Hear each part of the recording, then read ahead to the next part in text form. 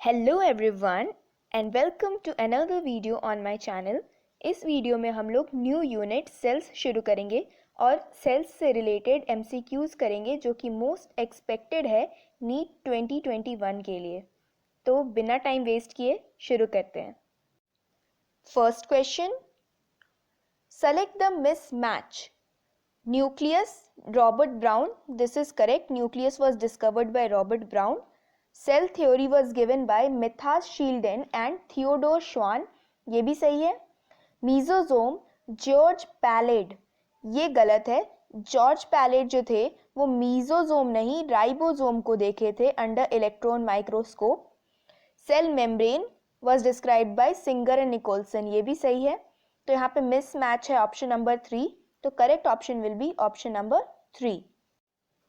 Next, read the following statement and select the correct option with respect to cell theory. Cell theory से related सही options choose करना है। A, all living organisms are composed of cells and product of cells, तो ये बिल्कुल सही है। B, viruses are exception to cell theory because they are cellular particles. viruses exception तो है but they are not cellular particles, they are acellular particles, तो ये statement wrong है। C, all cells arise from pre existing cells, तो ये statement बिल्कुल सही है, ऑमनिस सेलुला ई सेलुला। D, activities of organisms are the outcome of sum total of activities and interactions of its constituent cells, तो ये बिल्कुल सही स्टेटमेंट है। टिश्यूज का जो फंक्शन हम लोगों को दिखता है वो सेल्स के इंटरैक्शन से ही दिखता है। E, Rudolf Virchow gave final shape to cell theory, तो ये भी सही है।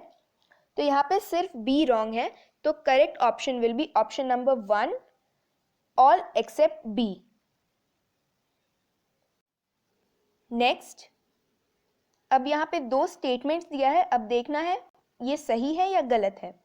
Statement A, ribosomes are membraneless organelles found in all cells, तो ये बिल्कुल सही स्टेटमेंट है। राइबोसोम मेम्ब्रेनलेस होते हैं और ये प्रोकैरियोट्स और यूकैरियोट्स दोनों में मिलते हैं।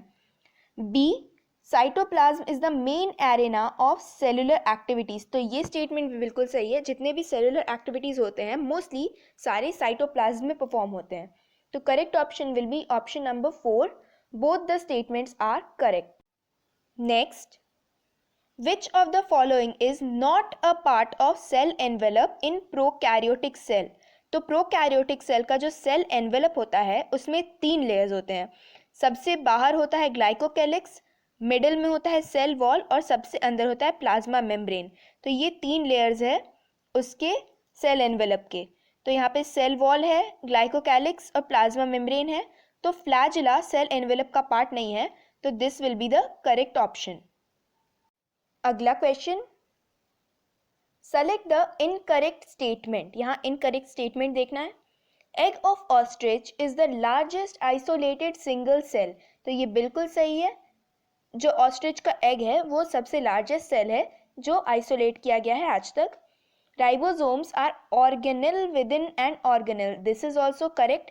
राइबोसोम एक ऐसा ऑर्गेनेल है जो दूसरे ऑर्गेनेल्स जैसे कि माइटोकॉन्ड्रिया और क्लोरोप्लास्ट के अंदर मिलता है। The shape of cells may vary with the function they perform, this is also correct. Genetic material is present in well-defined nucleus in both prokaryotes and eukaryotes, तो ये गलत है क्योंकि न्यूक्लियस प्रोकैरियोट्स में एब्सेंट होता है, तो यहाँ इनकरेक्ट स्टेटमेंट एंड हमारा correct option is option number 4। अगला क्वेश्चन, मैच द कॉलम, तो यहाँ पे साइजेस मैच करना है। यहाँ बैक्टीरिया, वायरसेस, पीपीएलओ यानी माइकोप्लाज्मा और यूकैरियोटिक सेल है, तो सबसे छोटा वायरसेस होगा क्योंकि वो एसेलुलर पार्टिकल है, तो वायरसेस का साइज सबसे छोटा 0.02 से 0.2 माइक्रोमीटर। उससे बड़ा यहाँ पे होगा माइकोप्लाज्मा जो कि है 0.3 माइक्रोमीटर का। फिर उससे बड़ा होगा बैक्टीरिया 1 से 2 माइक्रोमीटर, और सबसे बड़ा होगा typical eukaryotic cell 10 to 20 micrometre. तो correct option is option number 2। Next, select the odd one with respect to functions of mesosome, तो यहाँ पे मेसोसोम का फंक्शन कौन सा नहीं है वो देखना है। Mesosome helps in respiration and secretion, तो ये उसका फंक्शन है। इन सेल वॉल फॉर्मेशन, ये भी मेसोसोम का फंक्शन है। Helps in formation of inclusion bodies, तो ये मीजोसोम का फंक्शन नहीं है। Helps in DNA replication, this is also function of mesosome. तो यहाँ पे ऑड वन है option number 3।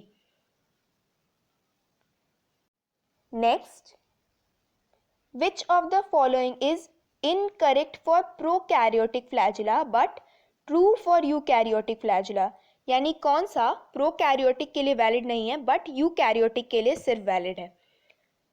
3 parts, filament, hook, basal body, तो ये तीनों पार्ट यूकैरियोटिक और प्रोकैरियोटिक दोनों फ्लैजिला में प्रेजेंट होते हैं।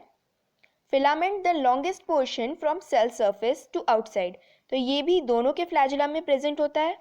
कंपोज्ड ऑफ प्रोटीन फ्लैजिलन, ये भी दोनों प्रोकैरियोटिक और यूकैरियोटिक में सेम है।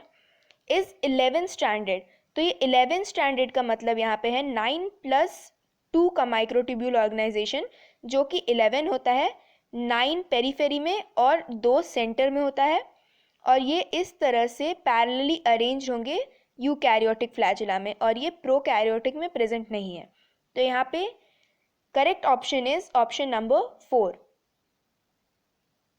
अगला question, in a prokaryotic cell, तो यहाँ प्रोकैरियोटिक सेल का बात हो रहा है।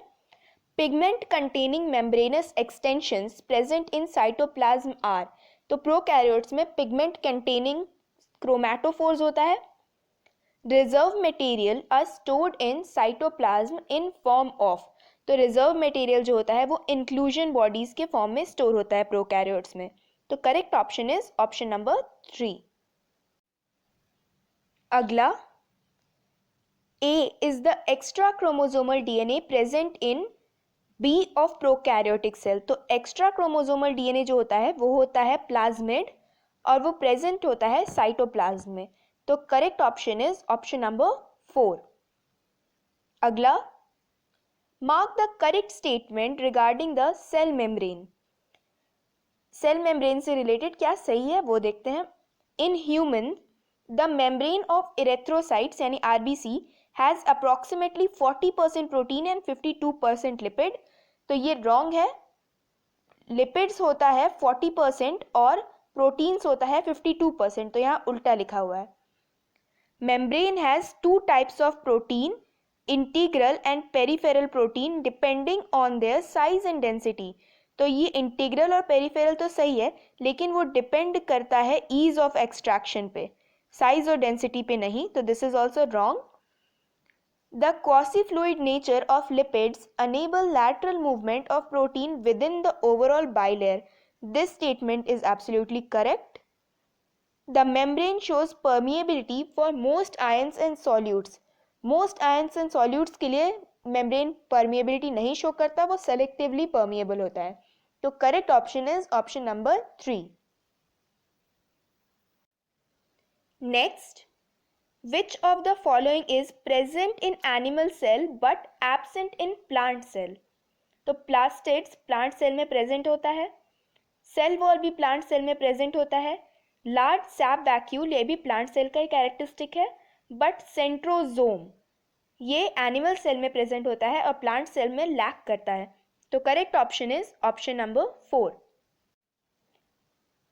सो दैट्स ऑल फॉर पार्ट 1।